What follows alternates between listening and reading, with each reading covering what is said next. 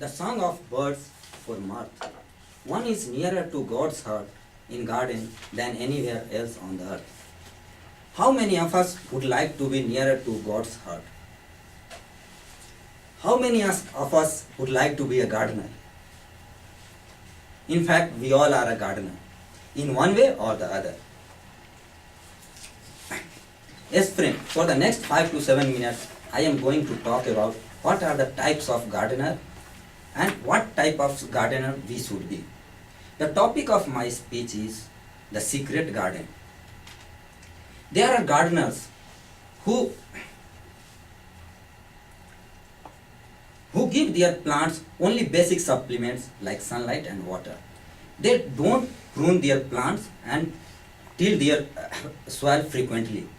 They let nature take care of it. The plants in turn struggle initially, but soon find their footholds and learn to thrive without needing gardeners.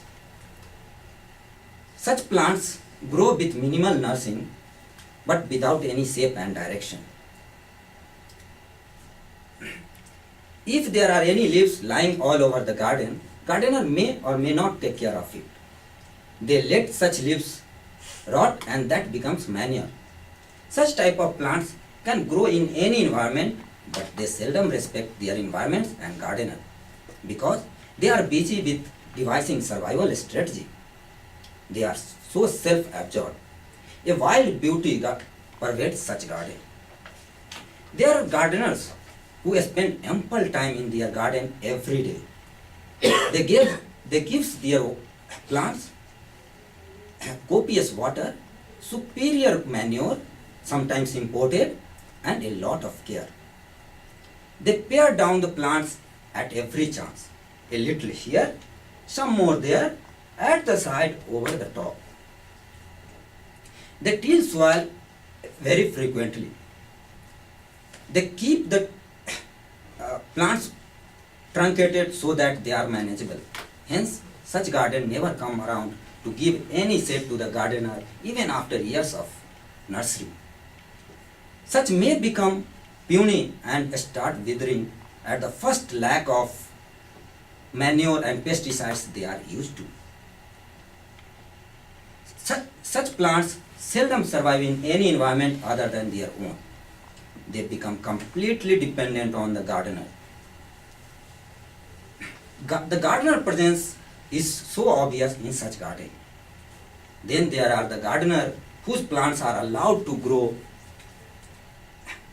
on their own.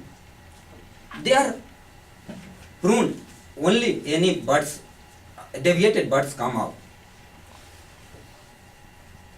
Pesticides are sprayed only when there is any threat of disease. The soil is tilled after interludes too. Such plants grow in right direction and shaped beautifully. They need gardener, but not constantly, only to give direction to their growth. They are well managed. They respect their gardener as well as the environment because they are dependent on both for their balanced growth. More or less, they are on their own. Such garden exude beauty and enough care. They make gardeners' home beautiful and provide a requisite shade later in life. Such plants are neighbor's enemy and gardener's bride.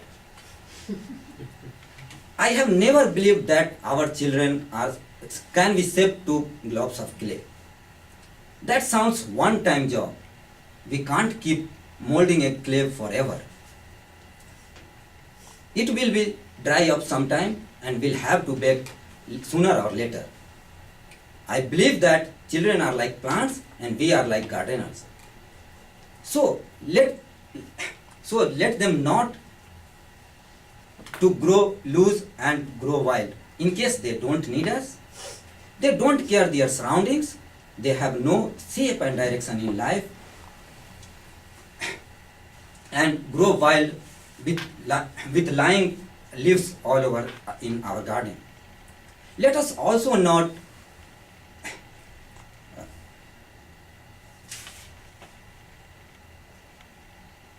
smother them with our too much care. Also not let them to get used to only particular things that we think are best for them. Let us also not let us not supervise every leaf. Let us not watch every move they make. Let us allow our plants to reach the heights they deserve for. Prune only when any anomalous buds comes out. Let us allow them to get disease, make mistakes, stumble and fall, but let us be there to spray pesticides, bring out lessons from their mistakes, and help them to get up and stand strong. Let us bring forth beautifully manicured garden.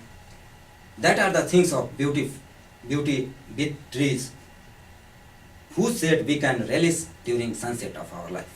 Over to the Toastmaster.